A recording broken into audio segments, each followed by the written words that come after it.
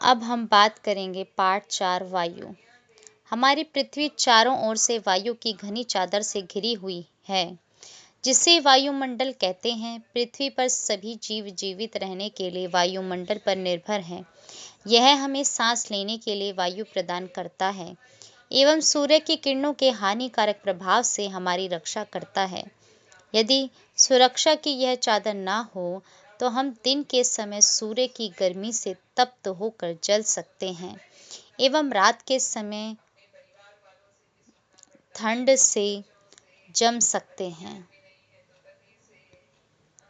अतः यह वह वायु राशि है जिसने पृथ्वी के तापमान को रहने योग्य बनाया है। वायुमंडल का संगठन। वायुमंडल का संगठन। क्या आप जानते हैं कि जिस वायु का उपयोग हम सांस लेने के लिए करते हैं, वास्तव में वह अनेक गैसों का मिश्रण होती है।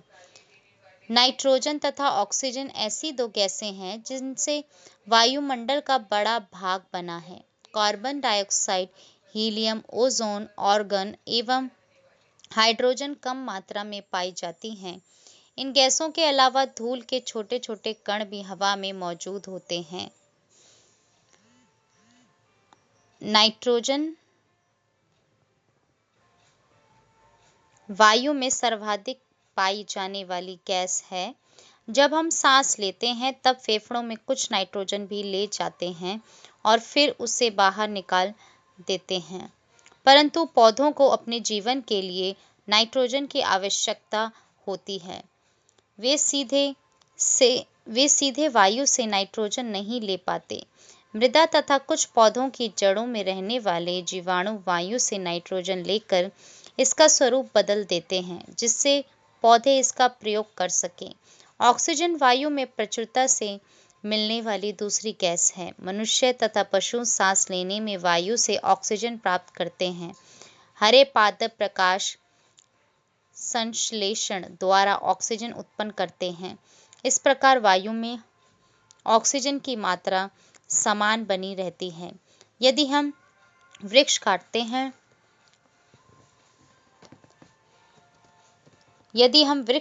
हैं तो यह संतुलन बिगड़ जाता है। कार्बन डाइऑक्साइड अन्य महत्वपूर्ण गैस है। हरे पादप अपने भोजन के रूप में कार्बन डाइऑक्साइड का प्रयोग करते हैं और ऑक्सीजन वापस देते हैं। मनुष्य और पशु कार्बन डाइऑक्साइड बाहर निकालते हैं। मनुष्यों तथा पशुओं द्वारा बाहर छोड़ी जाने वाली कार्बन डाइऑक्साइड की मात्रा पादपों द्वारा प्रयोग की जाने वाली गैस के बराबर होती है, जिससे यह संतुलन बना रहता है। परंतु यह संतुलन कोयला तथा खनिज तेल आदि ईंधनों के जलाने से गड़बड़ा जाता है। वे वायुमंडल के प्रति वर्ष करोड़ों टन कार्बन डाइऑक्साइड की बढ़ोतरी करते हैं। परिणाम स्वरूप कार्बन डाइऑक्साइड का बढ़ा हुआ आयतन पृथ्वी पर मौसम तथा जलवायु को प्रभावित करता है।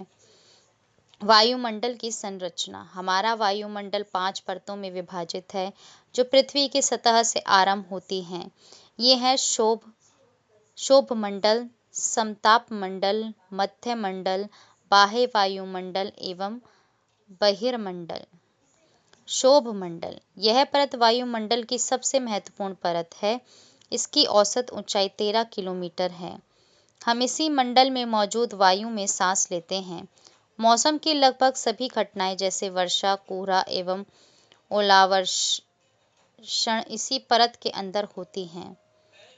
समताप मंडल। क्षोभ मंडल के रूप का भाग समताप मंडल कहलाता है। यह लगभग 50 किलोमीटर की ऊंचाई तक फैला है। यह परत बादलों एवं मौसम संबंधी घटनाओं से लगभग मुक्त होती है। इसके फलस्वरूप यहाँ की परिस्थितियाँ हवाई जहाज उड़ाने के लिए आदर्श होती हैं। समताप मंडल की एक महत्वपूर्ण विशेषता यह है कि इसमें ओजोन गैस की परत होती है। यह परत सूर्य से आने वाली हानिकारक गैसों से हमारी रक्षा करती है। मध्य मंडल। यह वायुमंडल की तीसरी परत है। यह समताप मंडल के ठीक ऊपर होती है। यह लगभग 80 किलोमीटर की ऊंचाई तक फैली है। अंतरिक्ष से प्रवेश करने वाले उल्कापिंड इस परत में आने पर जल जाते हैं। बाह्य वायुमंडल। बाह्य वायुमंडल में बढ़ती ऊंचाई के साथ तापमान अत्यधिक तीव्रता से बढ़ता है। आयन मंडल इस परत का एक भाग है। यह 80 से 400 किलोमीटर तक फैला है। रेडियो संचार के लिए इस परत का उपयोग होता है। वास्तव में पृथ्वी से प्रसारित रेडियो तरंगें इस परत द्वारा पुनः पृथ्वी पर परावर्तित कर दी जाती हैं। बहिर्मंडल। वायुमंडल की सबसे ऊपरी परत को बहिर्मंडल के नाम से जाना जाता है। यह वायु की पतली परत होती है। हल्की गैसें जैसे हीलियम एवं हाइड्रोजन यहीं से अंतरिक्ष में तैरती रहती हैं। मौसम एवं जलवायु। क्या आज वर्षा होगी? क्या आज दिन साफ होगा और धूप निकलेगी? कितनी ही बार हमने क्रिकेट प्रेमियों के मुंह से एक दिवसीय मैच के भविष्य पर अनुमान लगाते सुना होगा। यदि हम कल्पना करें कि हमारा शरीर एक रेडियो है और मस्तिष्क उसके स्पीकर, तो मौसम वह है जो इसके नियंत्रण बटनों से छेड़छाड़ करता रहता है।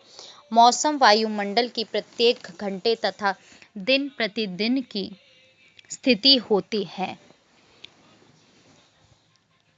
आर्द्र एवं गर्म मौसम किसी को भी चिड़चिड़ा बना सकता है। अच्छा हवादार मौसम हमें आनंद देता है और हम घूमने की योजना भी बना सकते हैं। मौसम नाटकीय रूप से दिन प्रतिदिन बदलता है, किंतु दीर्घकाल में किसी स्थान का औसत मौसम उस स्थान की जलवायु बताता है।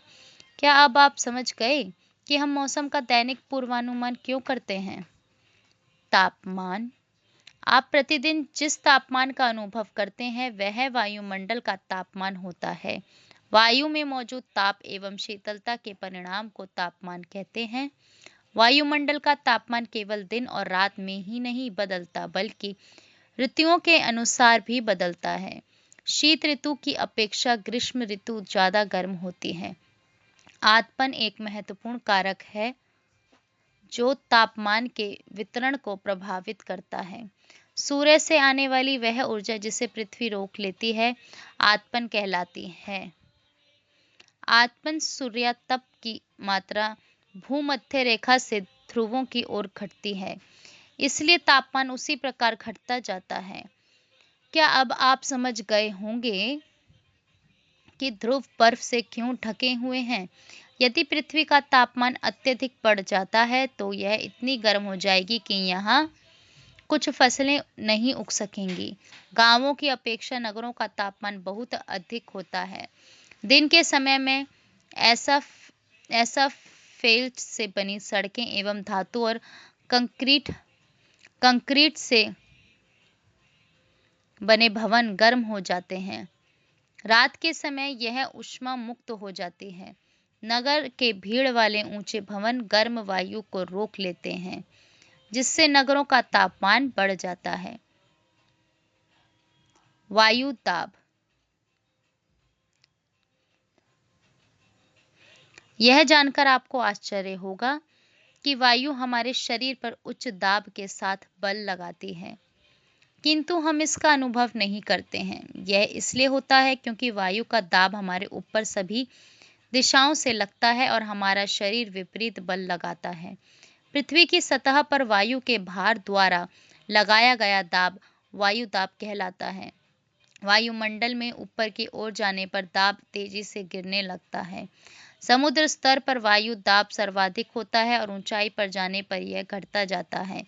वायु दाब का क्षैतिज वितरण किसी स्थान पर उपस्थित वायु के ताप द्वारा प्रभावित होता है।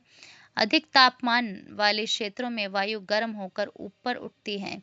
यह निम्न दाब क्षेत्र बनाता है। निम्न दाब बादल युक्त आकाश एवं नम मौसम के साथ जुड़ा होता है। कम तापमान वाले क्षेत्रों की वायु ठंडी होती है। इसके फलस्वरूप यह भारी होती है। भारी वायु निमज्जित होकर उच्च दाब क्षेत्र बनाती है। उच्च दाब के कारण स्पष्ट एवं स्वच्छ आकाश होता है। वायु सदैव उच्च दाब क्षेत्र से निम्न दाब क्षेत्र की ओर गमन करती है। पवन।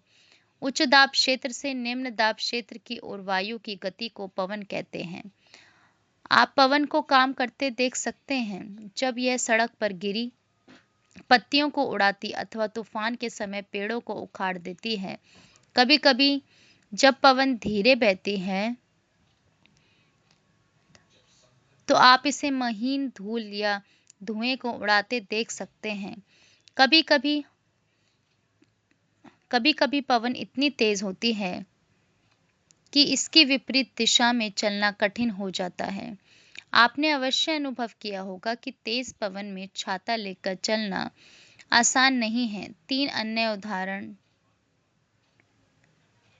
भी हम देख सकते हैं जब तेज पवन के कारण आपके लिए समस्या उत्पन्न हुई हो। पवन को मुख्यतः 3 प्रकारों में विभाजित किया जा सकता है। पहला, स्थायी पवनें। व्यापारिक पश्चिमी एवं पूर्वी पवनें स्थायी पवनें हैं। ये वर्ष भर लगातार निश्चित दिशा में चलती रहती हैं। दूसरा, मौसमी पवनें। ये पवनें विभिन्न ऋतुओं में अपनी दिशा बदलती रहती हैं। उदाहरण के लिए भारत में मानसूनी पवनें। तीसरा, स्थानीय पवनें। ये पवनें किसी छोटे क्षेत्र में वर्ष या दिन के किसी विशेष समय में चलती हैं। उदाहरण के लिए स्थल एवं समुद्री समीर। क्या आपको भारत के उत्तरी क्षेत्र की गर्म एवं शुष्क स्थानीय पवन याद है? इसे लू कहते हैं। चक्रवात प्राकृतिक आवेश। भारत के पूर्वी समुद्री तट पर स्थित ओडिया में बंगाल की खाड़ी से उठने वाले वातों का खतरा बना रहता है। 17 से 18 अक्टूबर 1999 को राज्य के 5 जिलों में चक्रवात आया। 29 अक्टूबर 1999 को एक अन्य महाचक्रवात आया जिसने राज्य के एक बड़े भाग में तबाही मचाई। मुख्यतः पवन का वेग, वर्षा तथा ज्वारीय प्रोत्कर्ष से हानियां हुई। 260 किलोमीटर प्रति घंटे तक के वेग वाली पवन 36 घंटे से भी ज्यादा समय तक चलती रही। तीव्र वेग वाली इस पवन ने पेड़ों को उखाड़ दिया और कच्चे घरों को नष्ट कर दिया। अनेक औद्योगिक भवनों तथा अन्य घरों की छतें भी उड़ गईं। विद्युत आपूर्ति एवं टेलीफोन लाइनें पूरी तरह से कट गईं। चक्रवात के फलस्वरूप लगातार 3 दिनों तक भारी वर्षा होती रही। इस वर्षा के कारण ओडिया की प्रमुख नदियों में बाढ़ आ गई। चक्रवाती पवनों के कारण उठी ज्वारीय तरंगें स्थल पर 20 किलोमीटर तक आ गईं और फलस्वरूप तटीय क्षेत्रों में भयानक तबाही हुई। अचानक 7 से 10 मीटर ऊंची ज्वारीय तरंगें आ गईं, जिसके कारण तैयार खड़ी धान की फसल पूरी तरह से नष्ट हो गई। 25 अक्टूबर 1999 को पूर्वी पोर्ट ब्लेयर के निकट थाईलैंड की खाड़ी में अवदाब के कारण यह चक्रवात उत्पन्न हुआ और यह धीरे धीरे उत्तर पश्चिमी दिशा में बढ़ा। गहन होकर इसने चक्रवात का रूप धारण कर लिया और 29 अक्टूबर को सुबह 10:30 बजे ओडिया के इरेसामा एवं बालीकुडा के बीच के क्षेत्रों को प्रभावित किया। इस महाचक्रवात ने भुवनेश्वर, कटक और 28 तटीय नगरों सहित ओडिया के पूरे तट को बर्बाद कर दिया। इससे लगभग 130 लाख लोग प्रभावित हुए। बहुत बड़ी संख्या में पशुओं की मौत हो गई। धान, सब्जियों एवं फलों की खड़ी फसलों का भारी नुकसान हुआ। ज्वारीय प्रोत्कर्ष से उत्पन्न हुई लवणता के कारण कृषि योग्य विशाल भू क्षेत्र अनुपजाऊ हो गए। साल, सागवान एवं बांस के बागान वाले विशाल भू क्षेत्र नष्ट हो गए। पारादीप एवं कोणार्क के बीच स्थित मैंग्रोव के जंगल लुप्त ही हो गए। आर्द्रता।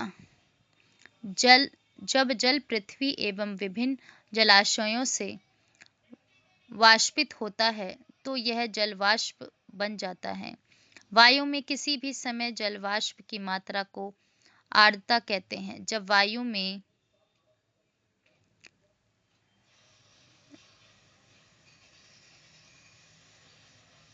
जब वायु में जलवाष्प की मात्रा अत्यधिक होती है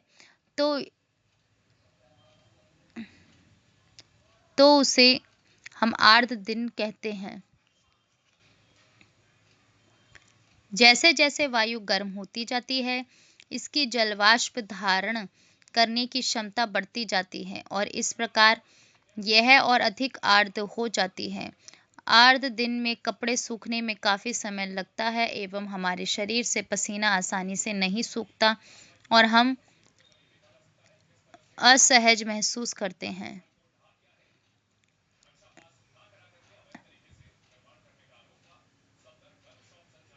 जब जलवाष्प ऊपर उठता है तो यह ठंडा होना शुरू हो जाता है। जलवाष्प संघनित होकर ठंडा होकर जल की बूंद बनाते हैं। बादल इन्हीं जल बूंदों का ही एक समूह होता है। जब जल की ये बूंदें इतनी भारी हो जाती हैं कि वायु में तैर न सकें, तब ये वर्षण के रूप में नीचे आ जाती हैं। आकाश में उड़ते हुए जेट हवाई जहाज अपने पीछे सफेद पथ चिन्ह छोड़ते हैं। इनके इंजनों से निकली नमी संघनित हो जाती है। वायु के गतिमान न रहने की स्थिति में यह संघनित नमी कुछ देर तक पथ के रूप में दिखाई देती है। पृथ्वी पर जल के रूप में गिरने वाला वर्षण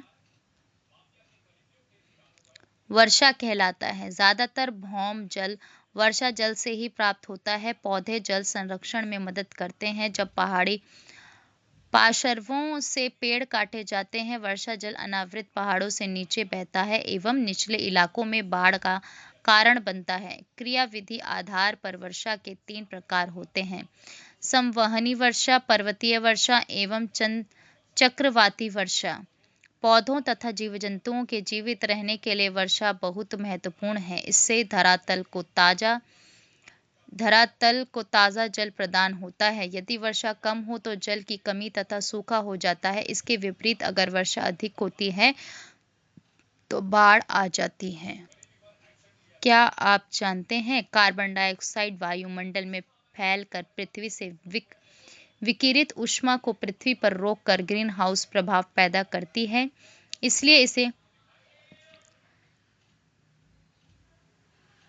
इसलिए इसे ग्रीन हाउस गैस भी कहते हैं और इसके अभाव में धरती इतनी ठंडी हो जाती कि इस पर रहना असंभव होता। किंतु जब कारखानों एवं कार के धुएं से वायुमंडल में इसका स्तर बढ़ता है, तब इस ऊष्मा के द्वारा पृथ्वी का तापमान बढ़ता है। इसे भूमंडलीय ताप ग्लोबल वार्मिंग कहते हैं। तापमान में इस वृद्धि के कारण पृथ्वी के सबसे ठंडे प्रदेश में जमी हुई बर्फ पिघलती है, जिसके परिणाम स्वरूप समुद्र के जल स्तर में वृद्धि होती है, जिससे तटीय क्षेत्रों में बाढ़ आ जाती है। दीर्घ अवधि में इसके कारण जलवायु में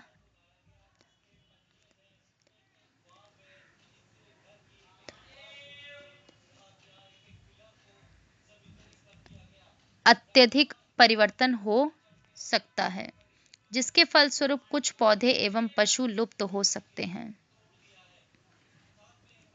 जब वायु गर्म होती है तो फैलती है और हल्की होकर ऊपर उठती है। ठंडी वायु सघन और भारी होती है, इसीलिए इसमें नीचे रहने की प्रवृत्ति होती है। गर्म वायु के ऊपर उठने पर आसपास के क्षेत्रों से ठंडी वायु रिक्त स्थान को भरने के लिए वहां आ जाती है। इस प्रकार वायु चक्र चलता रहता है।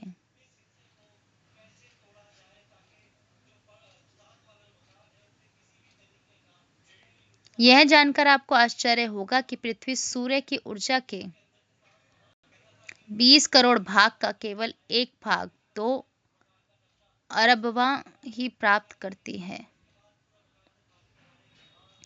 तापमान को मापने की मानक इकाई डिग्री सेल्सियस है। इसका आविष्कार एंडर्स सेल्सियस ने किया था। सेल्सियस पैमाने पर जल 0 डिग्री सेल्सियस पर जमता है एवं 100 डिग्री सेल्सियस पर उबलता है। क्या आप जानते हैं कि चांद पर वायु नहीं है?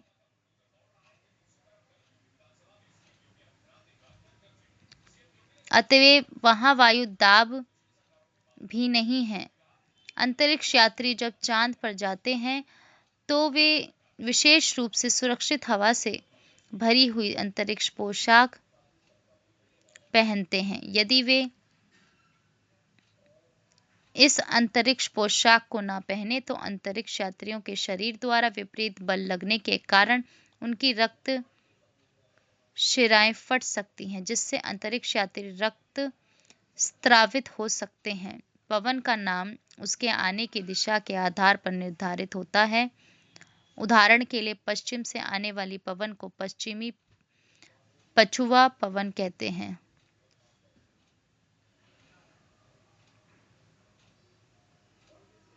वर्षण के दूसरे रूप हिम, सहिम, वृष्टि तथा ओला हैं। ये था पार्ट 4 वायु।